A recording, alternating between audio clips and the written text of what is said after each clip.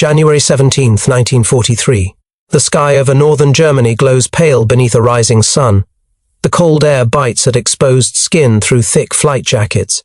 Engines roar in unison, a metallic symphony of tension and power.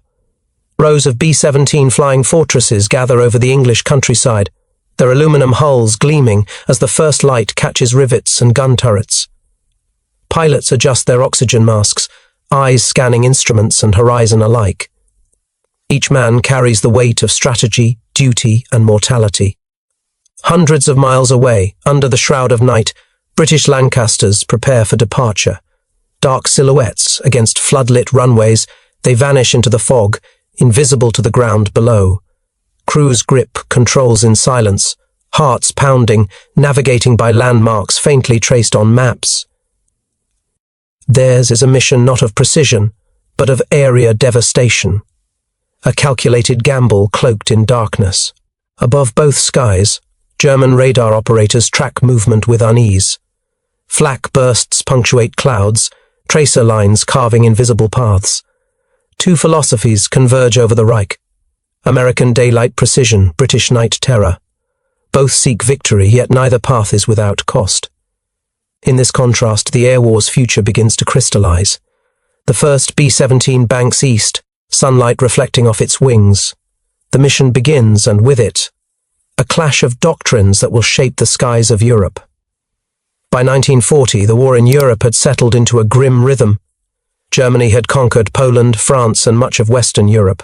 Britain stood isolated, its cities under nightly bombardment, its people learning to live beneath the persistent drone of Luftwaffe aircraft. The Royal Air Force, though battered, remained resolute. It was during this period that the philosophical rift in Allied bombing doctrine began to take shape. The British approach, shaped by necessity and experience, emphasized nighttime area bombing. Precision was a luxury the RAF could not afford under conditions of limited navigation and the omnipresent threat of German fighters. Sir Arthur Bomber Harris, appointed in 1942 as head of Bomber Command, believed that morale and industrial disruption could be achieved by saturating entire urban areas with explosives. His argument rested on statistical probability rather than surgical accuracy. Destroy enough and the enemy's war machine falters. Across the Atlantic, the United States Air Force, still in its formative stages of strategic doctrine, adopted a different perspective. The U.S. Army Air Forces emphasized daylight precision bombing. General Henry H. Arnold and planners of the 8th Air Force insisted that accurate strikes on critical industrial targets could cripple German production with fewer civilian casualties and without relying on massive area destruction. The B-17 Flying Fortress, equipped with the Norden bomb sight, embodied this belief. It promised accuracy at high altitudes, a technological leap that the RAF lacked in early 1942. Technology, however, was only part of the equation. Training, tactics, and logistics defined each doctrine. British crews were accustomed to nocturnal operations. They relied on rudimentary navigation, celestial calculations, and flares to mark targets. American crews faced an entirely different challenge, flying in tight formations by day, enduring flak bursts and repelling constant fighter attacks without the cover of darkness. The contrast was not merely theoretical. It dictated how lives were risked, machines deployed, and strategies executed. By mid-1942, both air forces were engaged in experimental missions, testing the limits of doctrine against reality. The RAF had launched raids on Cologne and Hamburg, deliberately under the cloak of darkness, measuring both effectiveness and survivability. American bombers, meanwhile, attempted daylight runs on industrial hubs, such as Rouen and Brest. Losses were immediate and sobering. The Germans had adapted quickly. Flak guns were positioned with precision, radar-guided night fighters intercepted bombers, and the Luftwaffe's fighter wings patrolled aggressively. The early months revealed an uncomfortable truth. Neither approach offered immunity. Night raids reduced casualties but risked imprecise outcomes. Daylight raids promised accuracy, but demanded unprecedented courage, discipline, and sacrifice from air crews. Behind every bomber, above every cloud, doctrine collided with the unforgiving reality of war. By late 1942, the air war over Europe had intensified. The RAF's night raids had grown in scale and scope. Hamburg, Essen, and the Ruhr Valley became the testing grounds for area bombing strategies. Crews navigated by faint city lights, by flares dropped in advance, or by the rudimentary G navigation system. The missions were long, exhausting, and often deadly. Collisions in darkness, engine failures, and anti-aircraft fire claimed lives even before reaching targets. Yet, for Harris and Bomber Command, the destructive results justified the risk. Entire industrial districts could be disrupted, factories reduced to rubble, and civilian morale undermined. The United States faced a different set of pressures. The 8th Air Force, based in England, had grown in strength but remained inexperienced. B-17s, with their heavy defensive armament, flew in tight combat boxes designed to concentrate firepower against attacking fighters. Pilots and bombardiers trained rigorously on mock targets in England, developing formation discipline and bombing accuracy. Still, daylight raids were brutally exposed. German fighters, Messerschmitt Bf-109s, Focke-Wulf FW-190s, and flak batteries in occupied territory inflicted severe losses. Early raids on Schweinfurt and Regensburg highlighted the costs of precision bombing. Hundreds of aircraft dispatched, dozens lost, crews captured or killed. A doctrinal contrast deepened with each sortie. British planners emphasized the psychological dimension. Terror raids designed to sap will and spread. Fear. Precision was secondary. American planners emphasized industrial disruption. Bridges, factories, and ball-bearing plants had to be hit accurately to impair Germany's capacity to wage war. These differences were rooted in available technology, strategic culture, and leadership philosophy. Harris believed in the inevitability of collateral damage. Arnold believed in minimizing it through skill and instrument accuracy. Political pressure added complexity. Churchill supported both approaches, but often leaned on Harris for RAF operations, while Washington demanded visible, measurable results from U.S. forces. Coordination became a logistical and ethical puzzle. Crews sometimes flew parallel missions over the same targets at different times, their methods diverging sharply. The German response evolved too. Radar improvements, night fighters, and flak batteries adapted to both patterns. Casualties mounted. Morale fluctuated, and the consequences of miscalculation became increasingly tangible. By the end of 1942, a clear lesson emerged. Neither night nor day bombing alone could secure total victory. Doctrine, technology, human endurance, and enemy adaptation all intersected. The stage was set for a sustained, brutal struggle over the skies of Europe, where American daylight raids and British night operations would test not just strategy, but the limits of men and machines. Each decision, each sortie, each bomb dropped would reverberate, shaping both the war's outcome and the evolution of air power. Aircrew survival defined the war in the skies. For American crews, daylight missions were a crucible. Pilots navigated long corridors over hostile territory, engines straining as flak erupted beneath. Gunners scanned for fighters, hands stiff in cold, fingers numb from hours of trigger tension. Each raid demanded unbroken focus, coordination, and courage. Losses were immediate and visible. A single hit could destroy a bomber, sending men into parachutes or icy fields below.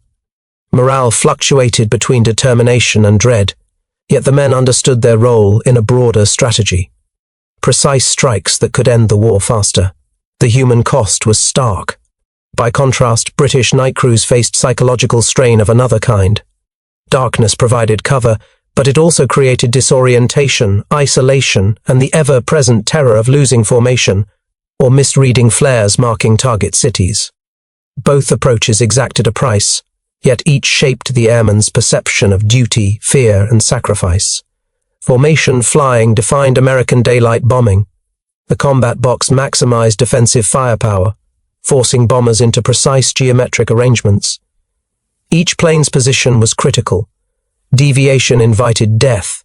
Escort fighters, initially insufficient, later became indispensable to shield vulnerable bombers from Luftwaffe attacks. Tactics evolved with losses, staggered altitudes, timing adjustments, and route diversification. British night raids relied on entirely different methods. Area bombing allowed looser formations, with crews dispersed to reduce mid-air collisions and reliance on visual cues. Tactics emphasized stealth, surprise and saturation. Navigation relied on dead reckoning, rudimentary radio aids and timed flares. Both systems had merit, both had vulnerabilities, and both demanded mastery under extreme pressure. Technology dictated doctrine. American B-17s featured heavy defensive armament and the Norden bomb sight, a mechanical marvel designed for precision at high altitudes. Norden required skilled bombardiers and ideal conditions. Clear skies, steady flight, minimal wind. Success depended on both man and machine. British Lancasters, larger and slower, carried heavier bomb loads but lacked comparable precision. Navigation technology lagged, radar systems were nascent. The RAF compensated with tactics, such as pathfinders dropping illuminated target markers. Flak defenses, fighter interception, and early warning networks also played a technological chess game. For both sides, mastery of machinery, airframe bomb sight, navigation aids, was inseparable from operational success. Decisions rested on the shoulders of commanders.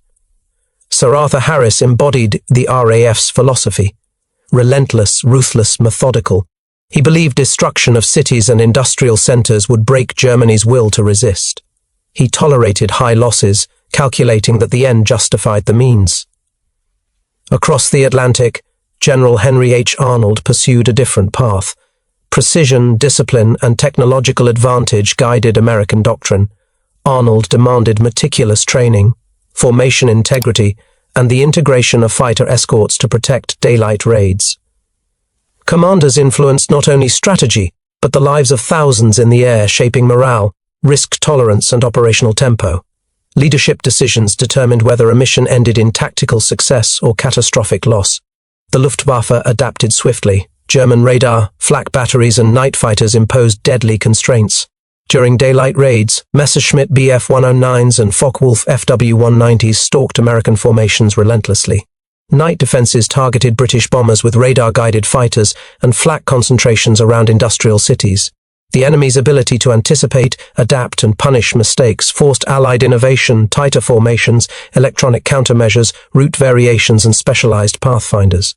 Enemy capability defined the risk envelope for each doctrine, making strategy and technology inseparable from human survival. Bombing strategy carried profound moral implications. British night raids aimed to undermine civilian morale, accepting collateral damage as unavoidable. Entire neighborhoods were destroyed, lives extinguished, factories reduced to rubble. Americans sought to limit civilian casualties through accuracy, yet high-altitude precision was often thwarted by weather, flak, and human error, producing unintended dev. A station, the ethical calculus, effectiveness versus human cost, haunted both planners and crews. Each mission represented not only a military act but a moral decision, balancing strategic necessity against the value of individual lives. August 17, 1943, Schweinfurt, Germany. 200 American B-17s lift from English airfields at first light. Engines roar in unison, a metallic hum that vibrates through the fuselage and into the bones of every man on board. Target ball-bearing factories critical to the German war machine. Navigators plot a course over heavily defended territory.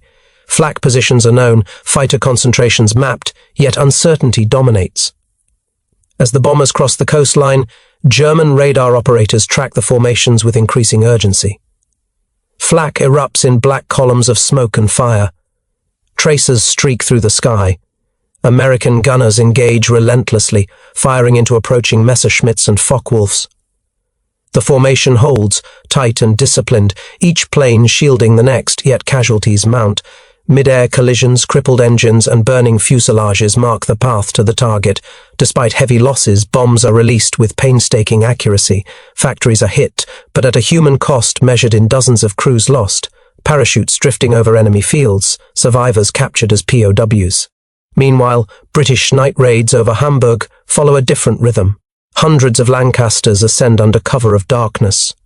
Pathfinder aircraft illuminate the target with flares, guiding waves of bombers through a labyrinth of fires, smoke, and anti-aircraft bursts. German night fighters intercept sporadically. Some bombers evade, others fall in silent descent to their deaths. Area bombing achieves widespread destruction. Industrial zones leveled, civilian districts devastated, morale shaken. The contrast is stark. American precision strikes inflict targeted damage with visible cost. British night operations inflict widespread destruction with less immediate visibility of loss. The turning point crystallizes in these raids. German defenses are tested, Luftwaffe resources stretched, and Allied crews learn the brutal arithmetic of doctrine versus reality. Each sortie informs the next, shaping tactics, refining strategy, and forcing commanders to confront the limits of technology, human endurance, and ethical compromise. The war in the skies reaches a critical threshold, where precision and terror collide, and victory demands more than courage alone. October 14, 1943. Regensburg and Schweinfurt, two simultaneous daylight raids. The 8th Air Force dispatches nearly 350 B-17s, aiming to cripple German aircraft production and ball-bearing facilities. Anti-aircraft fire greets them immediately, a hailstorm of shells and tracer lines slicing through cold autumn air. Formation discipline is tested to its limits. Gunners fire continuously, engines roar under strain, and the slightest miscalculation spells catastrophe. By mission's end, there 60 bombers are lost, many crews captured or killed. Yet the strategic impact is undeniable. Vital factories destroyed, production slowed, and German military planners forced to divert resources to defense rather than expansion. Meanwhile, the RAF escalates the night bombing campaign. October sees the massive Hamburg raids, Operation Gomorrah, where over 700 Lancasters and Halifaxes deliver incendiaries in waves. Fires merge into a firestorm, consuming factories, housing, and infrastructure alike. The city's population faces unprecedented destruction. Night fighters and flak inflict casualties, but nowhere near the rates of daylight precision missions. Morale in both the city and the RAF is tested. Success comes at an ethical and psychological price. The cumulative effect of these raids reshapes the air war. American precision bombing demonstrates the feasibility and risk of daylight operations, forcing tactical evolution, long-range fighter escorts, formation refinement, and improved bombing accuracy. British night operations prove that area bombing can achieve strategic disruption, yet moral and psychological costs remain acute. German industry adapts, dispersing production, strengthening flak, and reinforcing radar networks. Commanders on both sides recognize that air supremacy will not be won by bombs alone, but by innovation, endurance, and relentless operational learning.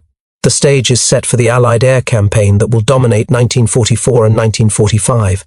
Losses, lessons, and adaptations converge, forging a new understanding of air power, one that balances precision, scale, human cost, and technological capability. Each sortie, each decision carries consequences that will ripple into the final campaigns over Germany. By the end of 1943, the toll of strategic bombing was unmistakable. American daylight raids had proven the effectiveness of precision attacks, yet at immense cost. In Schweinfurt alone, over 60 B-17s were destroyed, more than 600 airmen lost or captured. The Luftwaffe, though battered, retained the capacity to challenge every mission, forcing constant tactical reassessment. The human cost left indelible marks on survivors, psychological strain, grief for lost comrades, and the constant knowledge that each sortie might be their last. British night operations, particularly the Hamburg firestorm, demonstrated that saturation bombing could devastate industrial capacity and urban infrastructure. RAF Bomber Command's loss rates were lower per mission compared to American daylight raids, yet cumulative attrition and moral weight were significant. Entire districts were leveled, tens of thousands of civilians died, and the psychological impact resonated across Germany. Operational success was measurable, but it came at a profound ethical cost. Industrial and military effects were immediate. Key factories in the Ruhr and Hamburg were disrupted, delaying production of aircraft, ball bearings, and armaments. German logistical networks were trained. Transportation of raw materials became perilous under constant air attack. Commanders in Berlin faced the dual threat of accurate American strikes and destructive British night raids, forcing dispersion of production, increased anti-aircraft deployment, and reallocation of fighter units. Politically, the raids influenced Allied planning. American insistence on daylight precision reinforced investment in technology, long-range fighter escorts, and formation tactics. British success in night bombing validated area destruction strategies, providing both a psychological weapon against Germany and a justification for continued RAF operations despite moral criticism. The combination of these factors reshaped the European air war. Precision and saturation, day and night, human endurance and technology, all converged into a brutal learning process. By 1944, both approaches had matured, setting the stage for the final strategic air campaign that would cripple German industry and morale. By mid-1944, the cumulative effect of Allied bombing became undeniable. The 8th Air Force had refined daylight raids with long-range fighter escorts, improved formations, and enhanced navigational aids. Factories producing aircraft, ball bearings, and vehicles were repeatedly targeted, slowing German production despite dispersal and camouflage. Loss rates, though still high, became manageable as tactics evolved. Crews gained experience. Coordination between bombardiers, pilots, and gunners reached a level of precision previously unattainable. Each mission reinforced lessons, discipline, training, and technological integration determined survival and effectiveness. British night operations likewise matured. Pathfinder units equipped with improved radar and flares increased accuracy, while incendiary tactics maximized destruction of urban industrial centers. Civilians bore the brunt, but industrial and transportation networks were systematically degraded. The RAF achieved psychological impact as intended, forcing German resources into air defense and city reconstruction rather than offensive operations. Strategic bombing became not just destructive but operationally constraining, shaping German military decisions across multiple theaters. Historians have assessed these campaigns with rigor. American daylight precision showed that high-risk, high-reward strategies could yield tangible results, demonstrating the potential of technology-driven warfare. British night bombing illustrated the interplay between strategy, ethics, and effectiveness under conditions of limited precision.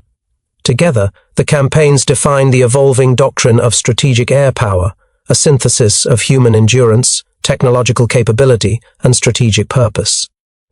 By late 1944, Germany faced industrial attrition, civilian demoralization, and overstretched air defenses. The contrasting approaches, daylight precision versus night area bombing, proved complementary in achieving strategic objective. Lessons learned informed not only the final stages of World War II, but post-war doctrine, influencing the design of aircraft, the development of radar and navigation systems, and the philosophy of aerial warfare. The stage was set for the decisive final assaults on the heart of the Reich, where accumulated experience, technology, and strategic vision converged with relentless force. The story of American daylight bombing and British night raids is a study in contrasts, yet also in convergence.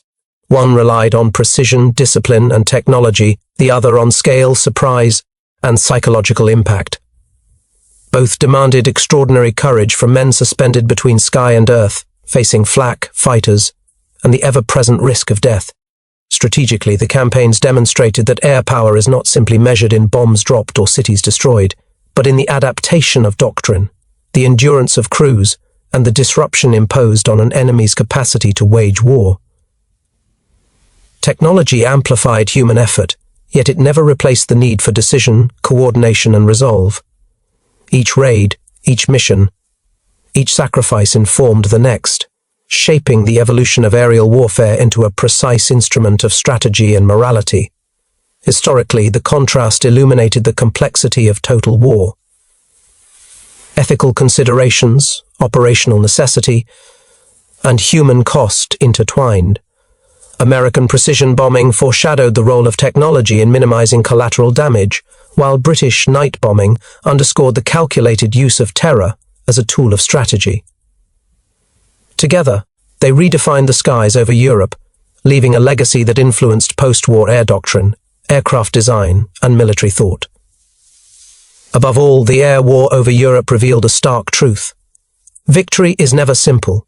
It is forged in calculation, endurance, and the capacity to learn under fire. The skies were both battlefield and laboratory, shaping strategy, technology, and humanity in equal measure. The decisions made then resonate still, a testament to the interplay of courage, innovation, and the relentless demands of warfare.